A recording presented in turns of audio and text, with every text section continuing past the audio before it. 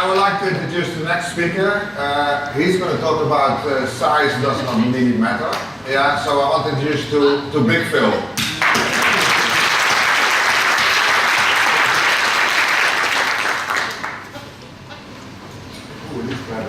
So I have to say thank you to both of our CEOs. Thank you very much for giving me the chance to talk today. Is everything okay with the sound? Can you hear? I want to start with this picture. This is one of my favorite pictures of all time. If you look in the middle, there is a small figure just on the edge of the mountain there. That is actually me. This picture, every time I put it up, gives me a kick. It gives me a kick because this was one of the achievements, one of the best achievements of my climbing career. This is the Rimfischhorn. It's a 4,200 meter peak in the Swiss Alps. I was actually leading this tour, so I took a team of people up to the top of this mountain. And the feeling I had when we were on top of the mountain, or even more so when we got down to the bottom and we're sitting in the bar celebrating, is one of the best feelings I ever had in my life. And every time I look at this picture, I get that feeling again. I want everybody in this room this year to have that feeling. You don't have to climb that mountain. That's fine. Many of you may have had this feeling before. I don't know, when you got your university degree or whatever, something where you really had to work hard, where you have to put a lot of effort in, where you have to plan, where you have to think forward. And then at the end, finally you achieve your goal. That feeling, and I'm sure that many of you have had that before, is one of the best feelings in the world. Everybody should have that feeling this year. And the way to do that is for us to have a fantastic year as a sales team, and there are many non-sales people here, but it doesn't matter. All of us need to have a great year. We need to go to, during that year, find the thing which gives us that feeling.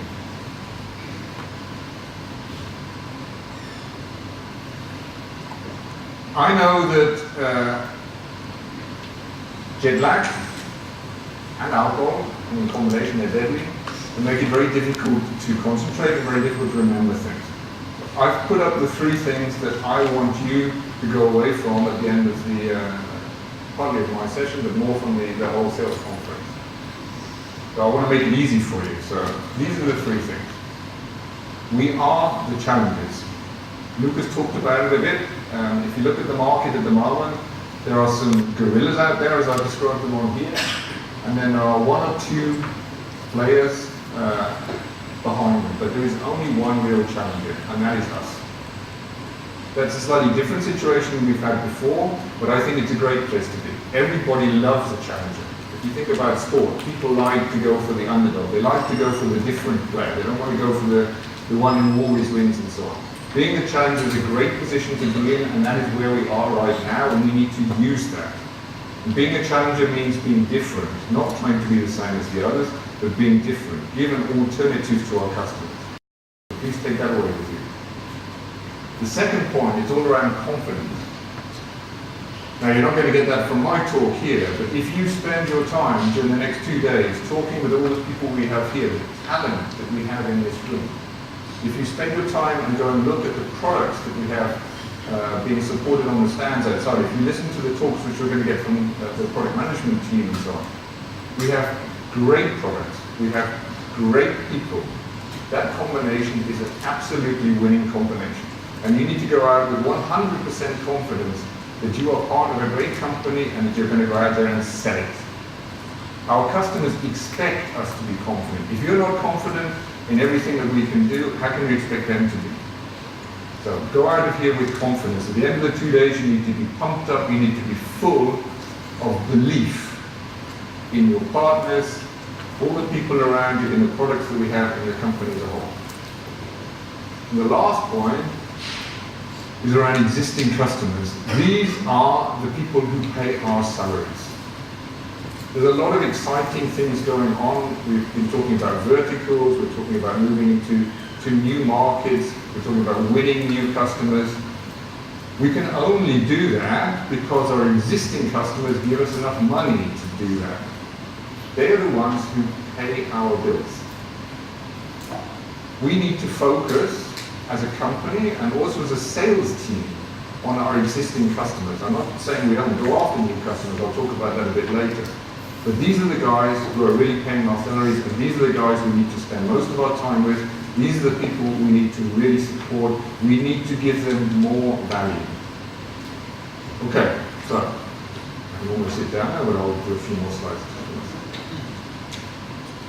I'm going to use a couple of cards here to make sure that I go through the stuff in the right order, because I pretty much am only using pictures, so I'm going to help me on the slides as we go. I'm going to talk about three things. I'm going to spend a few minutes on the market, just a few aspects which are very relevant, I think, for the sales discussion. Then I'm going to talk about some of the key elements of our sales strategy. And then finally, I have an ask, my expectations on the sales guys in the room here. This is my picture about the market. We are in a difficult market, and there's going to be some other presentations that come up. Lucas has also mentioned it. It's not an easy place to be. It's not an easy place for anybody to be. Find your way at the moment in the telecommunications market is difficult. If we look at our operator customers, they're suffering. Yeah? They had the wild times when they made huge amounts of money, but in the last years there's been bankruptcies, there's been consolidation. They are suffering because the growth is gone, at least the number of consumers that they have, the number of customers that they have is not going up like it used to. There's a few places in the world where that's still true, but in many places in the world the subscriber growth has basically stopped. They're under huge pressure. Many regulators are taking actions to reduce the profitability of the telco companies. They're driving down the prices. The end result is that they are suffering, and they're looking for two things. One is they're looking for new revenue streams. This is great. This is something which we can really work with. They need help on how they can increase their top line, or at least maintain their top line. But the other part of it is, of course, that they are putting enormous pressure on their supplier chain around costs. Costs, costs, costs. They need to drive down the costs in order to protect their bottom line, because their top line and their bottom line is suffering at the moment. So it's a very difficult market for them. They need to find their own way in this difficult environment. What does it mean for the suppliers, for us? Well, move on one slide. It's very easy to lose your way. And I think we've seen examples this year, Converse, Orga, Technotree, a lot of the suppliers have not found their way through this difficult environment. And that is where we need to find our way, where we have a company strategy, and where we need to have a sales strategy to support it. Because what we need in the end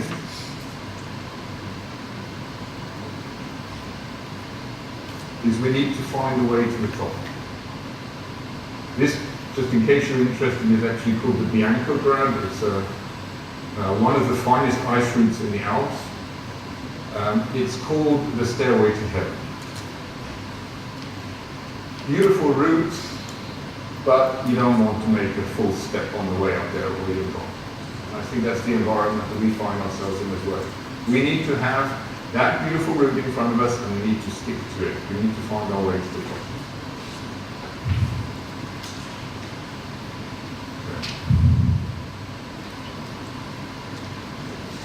I want to move now to a little word association game to check everybody's still with me here. How many of you have been to a psychologist?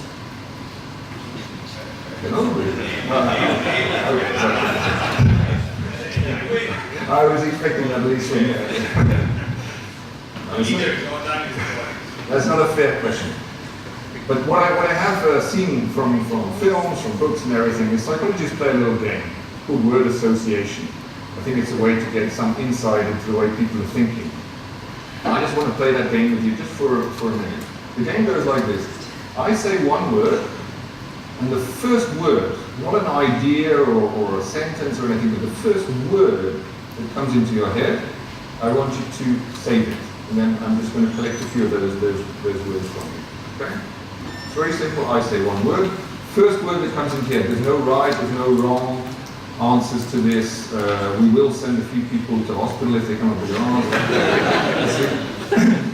But I just want to play this game for 2 minutes. So the first word, get ready for the first word, and each of you just remember the first word that comes into your head when I say this.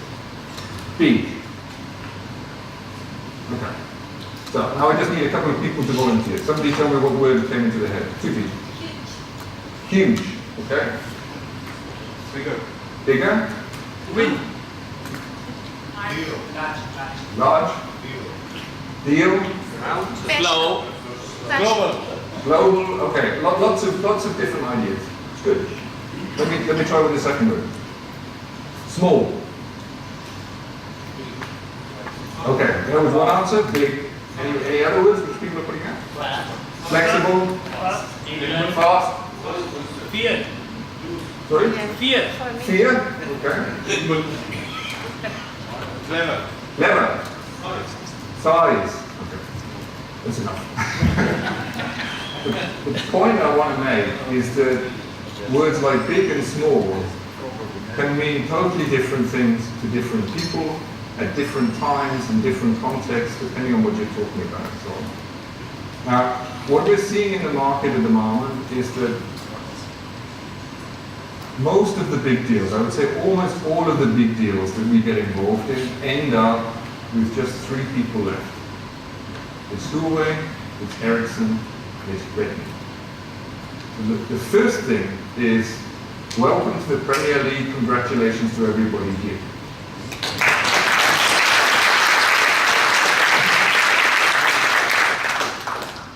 But the second point is around our position in that group. Now, I mentioned before, we are the challengers. One of the strongest messages which we consistently hear our 2 big competitors are using against us is they are pushing the message to the customers, big is beautiful, big is strong, small is weak, small is risky. That's not the message which we can allow our customers to hear and accept.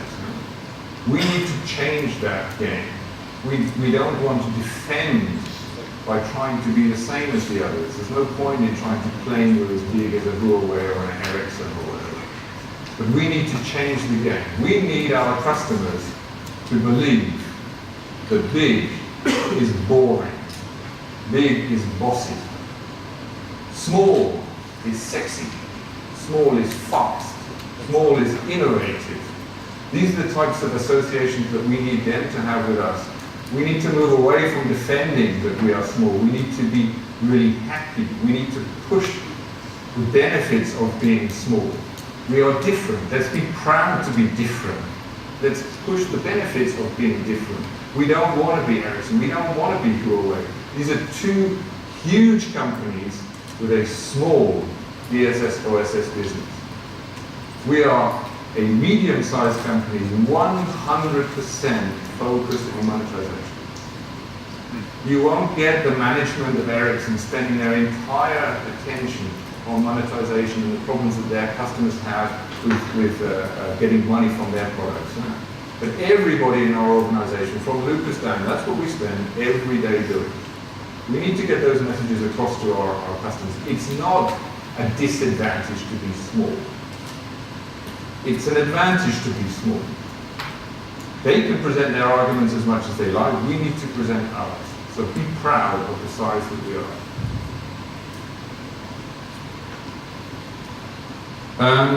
I want to just do a quick side step and just talk for a couple of minutes about Ericsson and Huawei. I'll start with Ericsson. First of all, when Ericsson says that they're big, yes, the company is big, but their BSS business is actually not that big. It's probably two to three times our size. It's not like it's so gigantic that it completely swamps it. So just be aware of that when they're pushing that message. All the rest of the stuff around the BSS is actually noise for the customers when we're talking about BSS. It actually distracts Ericsson. It's actually a disadvantage, as far as I'm concerned, for the customers to be dealing with a big conglomerate like that. The second point about Ericsson is Ericsson has started an attack campaign against us. Oh no, sounds bad. It's the best thing that could have ever happened to us. Ericsson is really hurting. Congratulations to our American Mobile team. They have kicked RedKnee hard enough.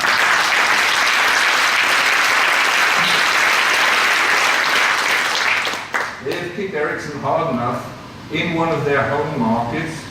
American Mobile is one of the best customers that Ericsson has, that they're really taking notice. And we know, we've seen the slides, they're going around with a set of slides trying to explain to customers why they should not buy from RedKnee. It's fantastic. Think what the real message behind that is. What they're really saying is, RedKnee is actually a real competitor, a real alternative to us. And if our customers don't understand that when Ericsson comes with these negative messages about RedKnee, what they're really saying is, we're worried about RedKnee, RedKnee is a real alternative. You need to make sure that they understand that. Because that's what it is. That is a great achievement. I hope Huawei comes with the same plans. So we'll see. The last point about Ericsson that I want to make is that Ericsson actually has spent a lot of money buying companies. They've been buying all sorts of product elements to build this BSS OSS portfolio. They go to the customers and they say, we've got everything. They probably have got just about everything on paper, but none of that is actually integrated together. This is just a collection of products that they bought from different companies. Many of them overlapping, gaps between them, all sorts of problems. None of it working in an integrated manner. What does that actually mean for a customer who today decides, I will go with Ericsson for a big transformation project? But what it actually means is the chances are in 2 years they're going to have a major problem. Because when Ericsson does finally release their integrated suite, and according to all the information we've got, even internally they don't expect to be able to launch it until the end of 2017, possibly even 2018. When they come with that integrated suite, anybody who's buying from Ericsson right now is going to be in a mess. Potentially they're going to have to throw away all of the stuff they've got, they're going to have to do a lot of upgrades, they're going to have to do all sorts of stuff. So take that with you, make sure you use it. Ericsson is, despite all their great marketing and stuff, they are not in a particularly strong position. Let me talk just 2 minutes about Huawei. Huawei has a lot of tricks which we actually don't want to try and imitate. They play a slightly different game, we know that. We have to accept that. But there are many customers out there who have experience with Huawei. They've been around long enough, they're now such a huge player, that they have a reputation. Now some people like them, we know that, that's always going to be the case. But there is also many stories going around, and I want to give you the feedback that I've had several times from customers in the last 12 months. The message goes something like this. The customer says, if I give this contract to Huawei, what will happen is they will fly 50 engineers into my country. They will build the solution for me. We will have no idea what they're doing because we can't talk to them. After a year, those engineers will fly away and we will be left with a customized solution where we are totally dependent on Huawei. And that is when they say the trouble starts. The Chinese are not a charity. They're very aggressive on their initial pricing, and they have a particular strategy for making their business work. They will go in aggressively, but they are very clever at making the money afterwards. And many of the customers have experienced this, and they're really pissed about the whole way it works. Because once you have a customer hooked, you can bleed them dry. And putting in a fully customized solution that the customer doesn't really have any control of and doesn't really understand is a perfect way to get them hooked. That's why Huawei plays in that possibility. So we need to fight against that. We need to be, once again, different. We need to be the challenger in this environment. We need to show our customers that there is a different type of behavior, that they can have a real partner that is going to work with them in a different way from what they've experienced. Okay. I now want to move on to some elements of our sales strategy. So that was just a little bit about the market. Existing customers. This is the number one point. I hope you can still remember at least 10 minutes ago when I put up all of the 3 things I want you to remember. Existing customers. This is really the top point in the whole sales strategy. There's 2 things which I want to emphasize in this talk here. The first one is losing a customer is a crime. We have a company culture of customer for life. We need to live that culture. Getting new customers is expensive. It's really hard. Yeah? Once you've got a customer, we need to do everything possible to keep those customers. Now we have the attractive situation at the moment that we have new customers who just arrived into the RedKnee family. They were with Augur and they're now with us. We lost 1 or 2 on the way, just as we did when the Nokia thing came before we could intervene. They'd already made their decisions to go. But the majority are still with us. But they're still uncertain. They've been through 6, 9 months, difficult time for them. One of their suppliers went bankrupt. How does my business work? You have all the competitors knocking on the door saying they should be swapping, etc., etc. Those customers, they need to feel the love. They need to feel more love than normal. Yeah?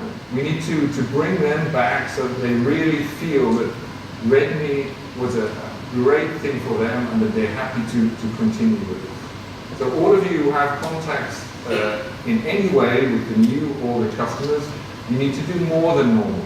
You need to go over the top with these guys to make them feel the love. So, keep our customers. There are 1 or 2 on the RedKnee side as well, where for whatever reason, they're not too happy, and exactly those we need to spend so much time with. We cannot lose any customers. Losing a customer is a crime. Second point about existing customers is we need to provide them with more value. There's 2 reasons for this.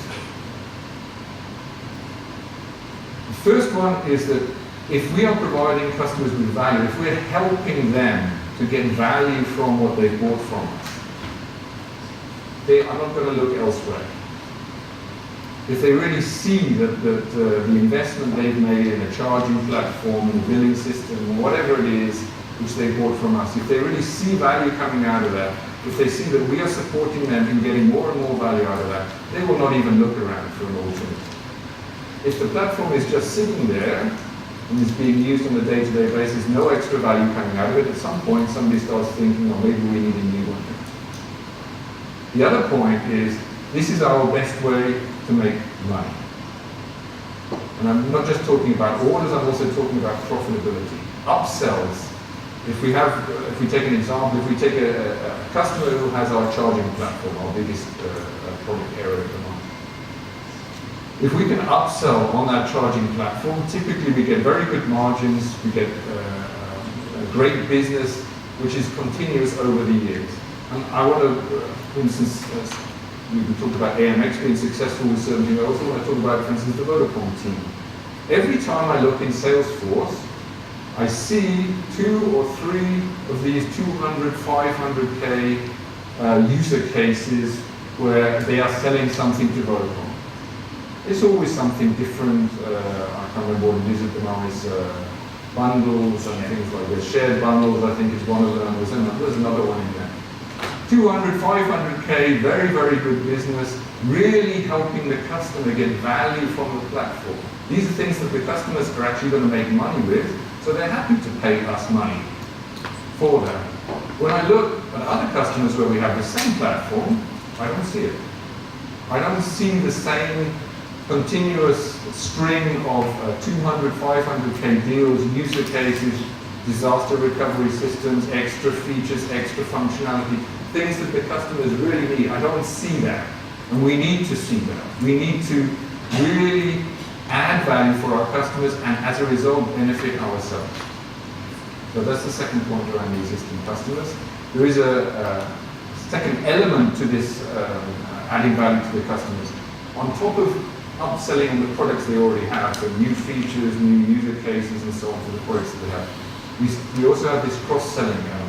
So where we have a customer which has a billing system from us, we want them to buy charging, we want them to buy Ingo, we want them to buy policy, we want them, etc.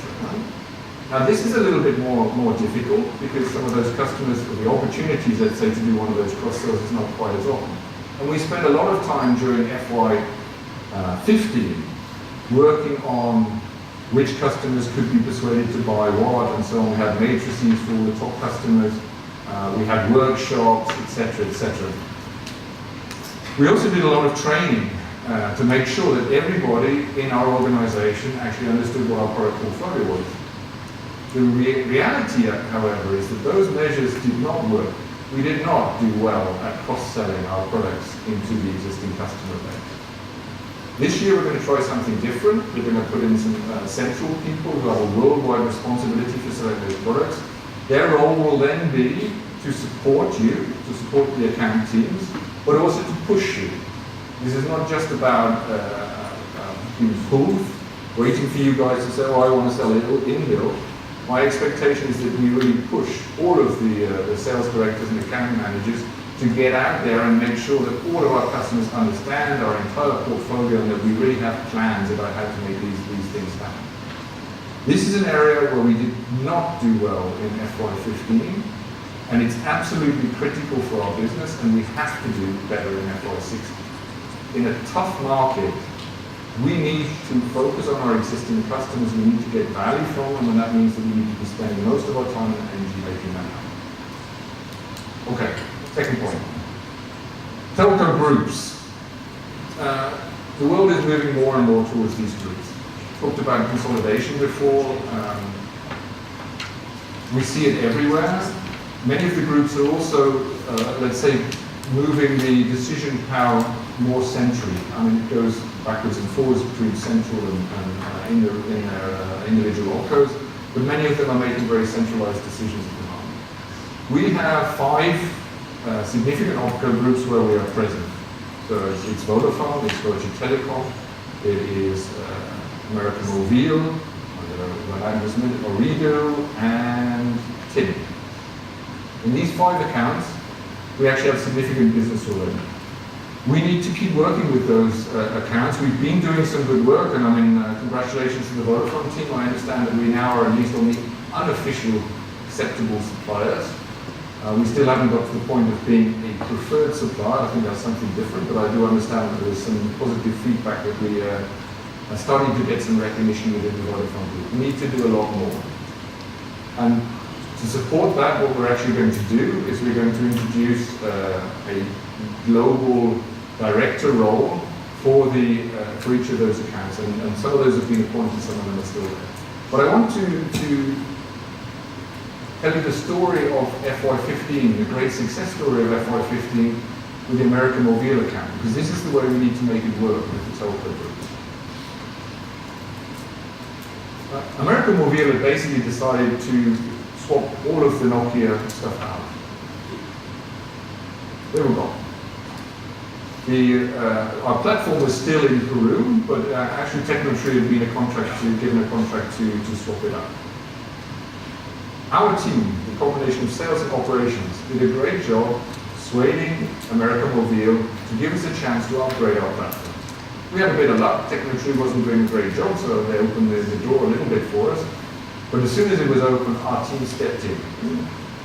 We committed to doing a fast upgrade of our platform, and the operations team did a fantastic job of making that happen. That changed the perception of us as a company within American Mobile. It opened the door for new opportunities in Mexico, which the team then went after, and we got a very significant deal, a $15 million deal, with American Mobile in Mexico, in their home base. That's about when Ericsson got pissed. Started attacking us. Great job.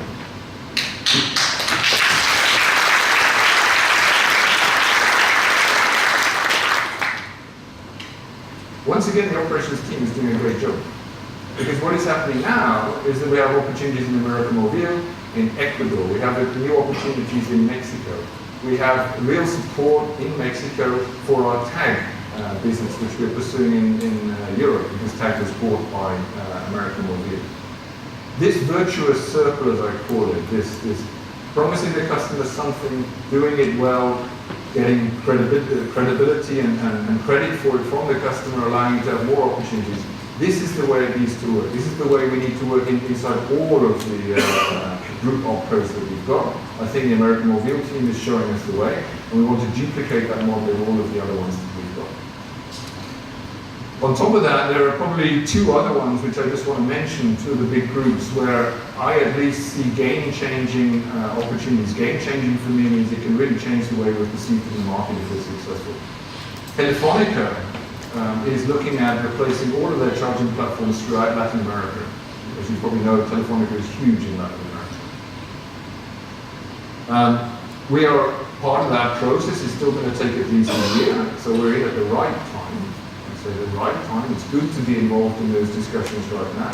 This could be a big change for us, and if we head in that direction, we will also set up a Telefonica group team. The other one is Vimpelcom, and I mean, congratulations to the Vimpelcom team. I don't think we had anything with Vimpelcom, not even contact, beginning of this year. In Mobile World Congress, the first meetings took place with various members of the Vimpelcom team, and from there it has now progressed to the point that we are invited to be one of the strategic partners. We are looking at ways in which we can introduce a completely new stack, IT stack for them to support all their businesses across the world. We're in competition, of course, you don't get these things for free. But if I think about where we were and where we are now, this is a fantastic achievement. Vimpelcom, if it carries on going this way, will also become another group that we would need to set up. So groups is a key element for us. Let's organize ourselves to support them, both centrally with their central organizations and with their local opcos. And let's duplicate the successes that we've had with American Mobile. So, new customers. I've hammered on about existing customers. New customers are still important. We need new customers. Last year, FY15, we got 5 new customers. 5 new customers in a really difficult market. And that also deserves a round of applause, right?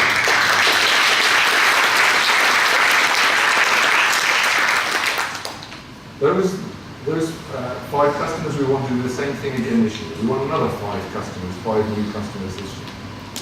The trick about the new customers, however, is we need to be selective. I mean, we have a great team here, but we don't have enough people to go after everything. And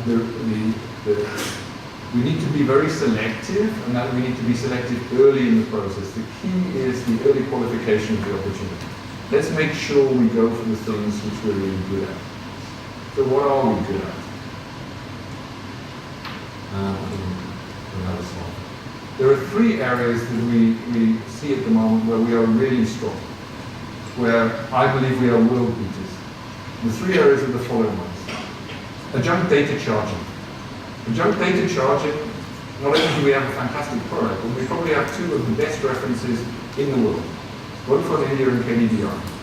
Huge, demanding operators, big numbers, quality requirements that you can't believe coming from KDDI and so on.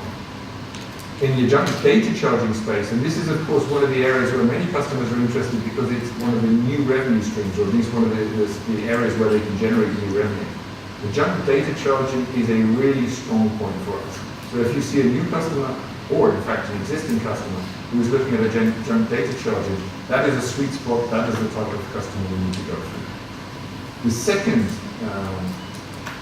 point is around MVNE platforms. Same comment. Why are customers doing this? Because they need new revenue streams. The demand for MVNE platforms seems to be going up and up. We're seeing all over the world operators who are looking for an opportunity to introduce MVNOs onto their network. And for that, they need an MVNE platform. There are various different business models in the way this can work. But this is a sweet spot for us. We're doing really well here. We have a great asset in our US cloud, for instance, where we can onboard MVNOs very fast.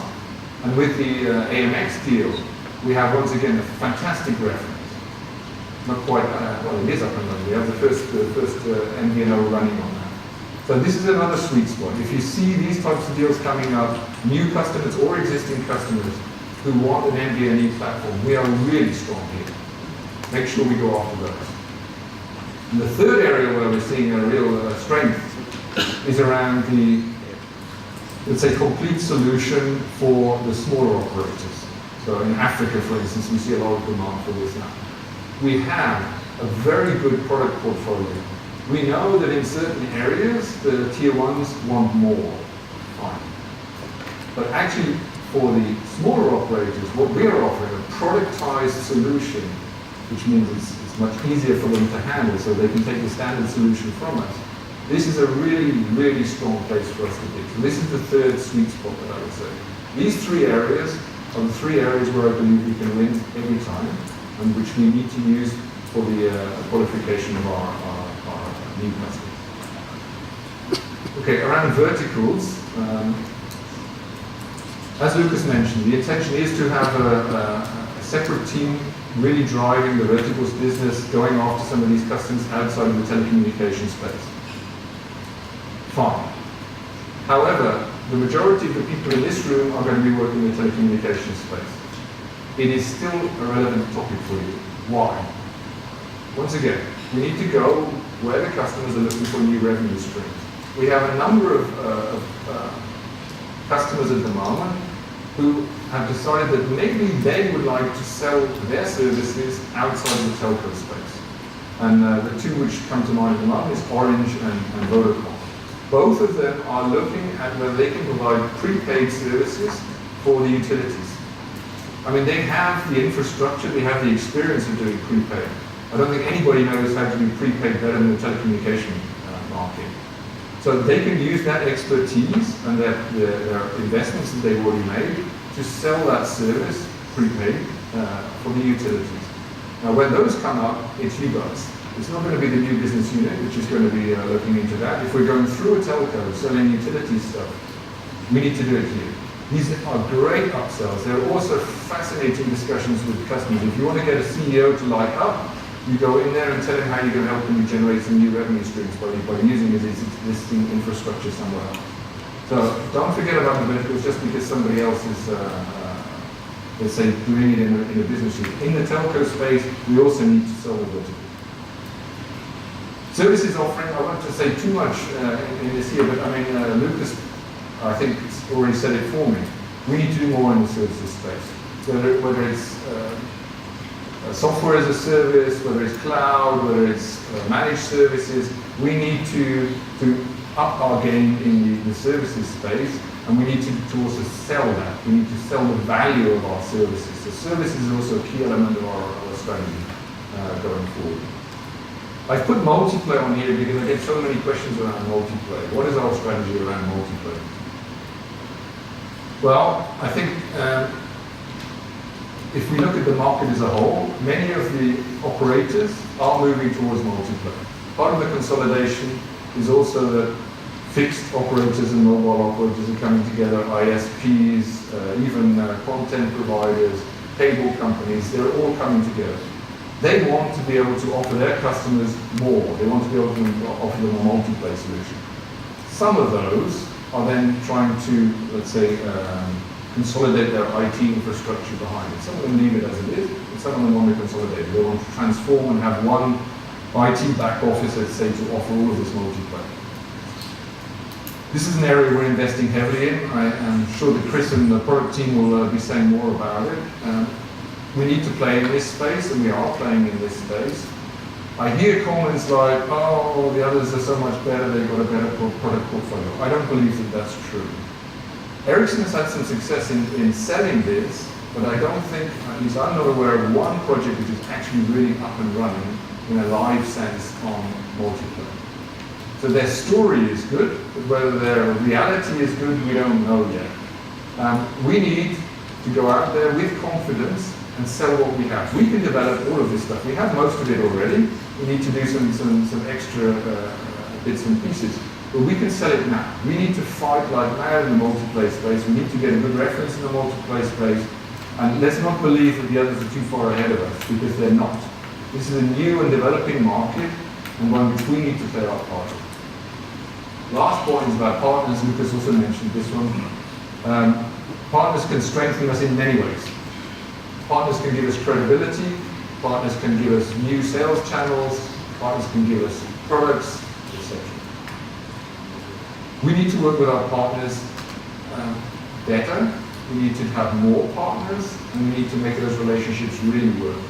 At the moment, as Lucas mentioned, our biggest partner, in fact our biggest customer, is actually Nokia. The relationship with Nokia has not been the easiest. Many of you have had contacts with them, but I believe it is slowly on the path to recovery. To be honest, it's completely dependent on our performance on KDDI. If we do a great job on KDDI, everybody will be happy. I think that the doors will be wide open again. If we have problems on KDDI, this gets so much top management attention, RedKnee gets smeared with so much crap that we really have a hard time getting out of it. But we need to do more with Nokia. I mean, it's not just about the OCS platform with KDDI. We also have Policy, which was with KDDI, but with a whole range of other customers through Nokia. We have the GSMR business and so on. They are our biggest customer. They have bought more from us every year than anybody else. But we need other partners, and we're lucky with the Augur acquisition also to be able to take on some of the great stuff that the Augur team have been doing.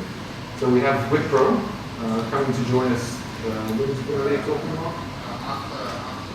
After the coffee break. So Wipro will be here after the coffee break, which is so you can get a feel for what they can offer to us. We will carry on working with other partners as well. There are many partners in the non-telco space. I'm not going to talk about those here, but Wipro specifically, and I don't want to take away what he's going to say. Wipro specifically have been working with Augur in the telco space. They're really someone we can use as well as Nokia in the telco space to help us with. Okay. We got to move on. Third part of my talk. This is about my expectations on the sales team here. And I'm going to go back to my climbing analogies and pictures. This is just a standard set of kit which you need for climbing. If you're going to go climbing, you need to have the right kit and you need to know how to use it. If you don't have the right kit, you will not make it.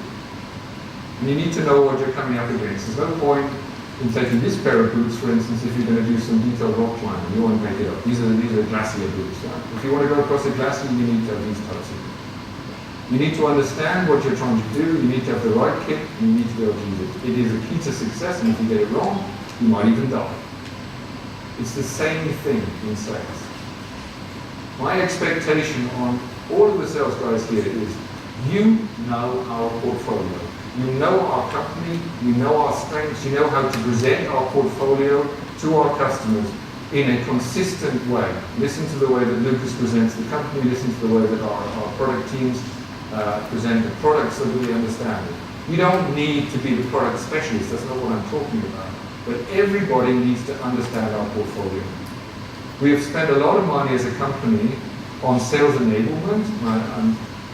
Thank you very much, Tutu, for a fantastic site. I'm sure that most of you have been there. If you haven't,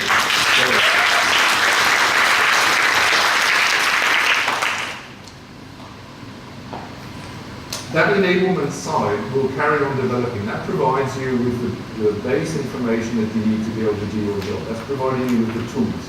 But it's your job to go and understand those tools and be confident with using them. We have also the training program. The courses, some of which are mandatory, some of which are optional. You need to do those courses, and it's not a one-time thing. We as a company are going to continue to develop. We're going to be buying companies. Just this year, we've got new products which have come on board from Augur. We've got a new product which has come on board from Siemens. You need to keep yourself up to date. You need to regularly do the training. You need to understand what our company has and how we sell it.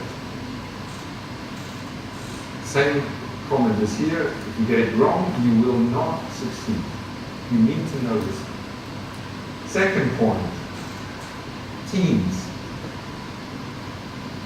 Climbing analogy again. You pick the wrong team, you're in big shit. You're never going to make it. You get the people right, you get a strong team together, and you will be up the top of the mountain. Even more important is, without a team, you are risking your life. In the climbing sense. Climbing on your own is a no-no on big mountains at least. It's the same thing in sales here in RedKnee. We don't need heroic losers. We don't need people who go out there believing I have to do this is my customer, this is my job, I'm the one who needs to do everything to make this happen. We don't need that, because the reality is that most of the time you lose. One person fighting against a team from Huawei, from Ericsson, wherever they're coming from, will lose. You need to take responsibility as the sales lead to bring together the people that are needed to win. That means that you need all of the different functions within the organization. You need to get them in before we hit the critical point. Coming and screaming and shouting that you need support because the RFQ just arrived, it's too late. You need to be right on your game in the sense of identifying what is coming, getting the whole team involved, getting the whole team connected to the customer to be able to win these types of deals. Team is everything. I don't want any heroic losers this year. Okay. If you want to climb that mountain, you better spend some time studying it. Because there are ways to try and get up there which are basically impossible. There are ways which are extremely difficult and your chances of success are very low, but there's also a very easy way up there. But if you don't spend the time studying it, you won't find that. Your chances of success are very low. It's the same thing with our customers. I know a number of you did the course for the last 2 days, Executive Conversations, same messages you got in there. If you want to be relevant for your customer, you better understand their business. You need to put in the time and the effort you need to research what they're doing, what's driving, what's their problems, what are they interested in at the moment, which initiatives are they following. If you do that work, you can find the easy work. You can find the route where the customer will accept and take you on as a partner. If you go in there and say, I'm here, what would you like? Most executives will simply throw you out. You need to go there with a clear message about how we can help them. You need to demonstrate that we understand their business and that we've thought it through and that we've got some ideas. Maybe the idea you have doesn't work, but just simply the act of going into those types of meetings with some really serious suggestions which are clearly being thought through puts you in a different place when you have those customer discussions. Study your target, put the effort in. 90% of the work needs to be done before the meeting, not in the meeting. Last point on this, start early. This is about timing. If you want to climb Mont Blanc, for instance, in the Alps, it's the highest mountain in the Alps, you typically leave at midnight. That means you get to the summit just 1 or 2 hours after the sun comes up. Why? If you go later, the sun comes up, the snow starts to melt, it gets really hot. Walking in soft snow is really hard compared to walking on ice. The avalanche danger increases very fast as soon as the sun is up. So if you leave it too late, your chances of success, your chances of getting to the top are very, very low. In fact, I think they've even stopped people. If you don't leave by 2 o'clock in the morning or something, they won't even let you go. It's too dangerous, you're not going to make it. It's the same thing in sales. Mark sent me an article last week. Across all industries, if you receive an RFQ and you didn't know about it months before, so if you only knew about it the week before it came, 91% of the time you will not win that business. And you're all experienced sales guys, and you know this stuff, yeah? But we still make that mistake. We need to be in early. We should not be responding to RFQs. It's from an important customer of ours. Oh, we need to respond to this. We need to pull all the people in, fly them in, all this sort of stuff. We need to be in early. We need to be the ones who are driving the whole RFQ process. We need to be the ones who are structuring the conversation with the customer, understanding what they want to do and stuff. You, as a sales team, need to be in early. As I mentioned before, understand the customer early on. Put the team together early on, and then you will be successful. If you start early enough, you will make it. Just a summary, Know your stuff. Do the training. We put a lot of effort into providing it for you. Make sure you use it. Build a strong team. Cross-function. It's not just about the sales guys being strong together. You need everybody. You need strong operations people in there. You need people from product management. You need everybody if you're going to have a chance to win. Study your customer. Help them. And last of all, start early. I'm going to just finish with one little story. This is one of my sons, Oscar. The guy on the left is me, just in case you. Why am I putting this up? Oscar is 17 years old, and he really likes climbing. This picture was taken earlier this year. And he is much better than I am. I am stronger than Oscar, definitely. Still, just let's see how long it lasts. I'm stronger than Oscar. I have quite a good CV, let's say. I have lots of experience in mountaineering. I've done lots of stuff. Oscar's done I've got the best kit. I've done all the training, etc., etc. And yet, when we come to something difficult, it's not me that leads, it's Oscar. Just in case you didn't get the analogy, think of me as Mr. Erickson or Mr. Bull. How can it be that he's better than me? Well, I think it comes down to one thing in the end. It's in his head. He's confident. Maybe it's because he's a teenager. He hasn't failed before. I don't know. But when he looks at something, he doesn't think about, can I make it up to the top? Where are the difficult things that I've got to get past? He assumes that he's going to get to the top. He knows in himself, he has so much self-confidence, so much belief, that he never even thinks that he might not make it. Fortunately in my case, because I've fallen off a few times, I do think about things like that. That difference, that self-belief, that confidence that you are going to succeed is the key to success. And that is what I want all of you to have by the end of this session. Thank you very much.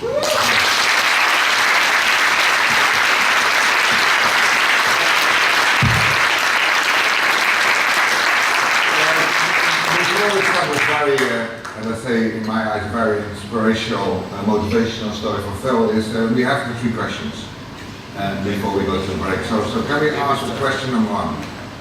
So if you want to read out the... So what is our number 1 priority in sales? Is it... It won't be long, yeah, yeah, yeah, yeah. It won't be long, yeah, yeah, yeah, yeah. It won't be long, yeah, yeah. So run is number 1.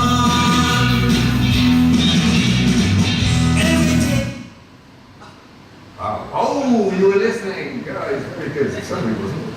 That was you, wasn't it? Just wanted to ruin my stats. Okay, number 2. Where are we especially strong? It won't be long, yeah, yeah, yeah, yeah. It won't be long, yeah, yeah, yeah, yeah. It won't be long, yeah, yeah. So run is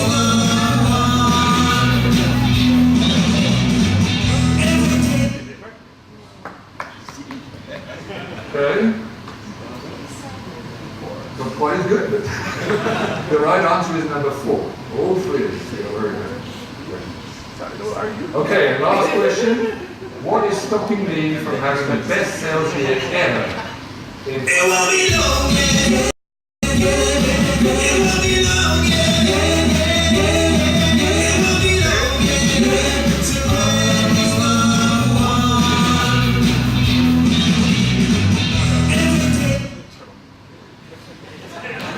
I don't know what you have to do to get 100%, but thank you very much.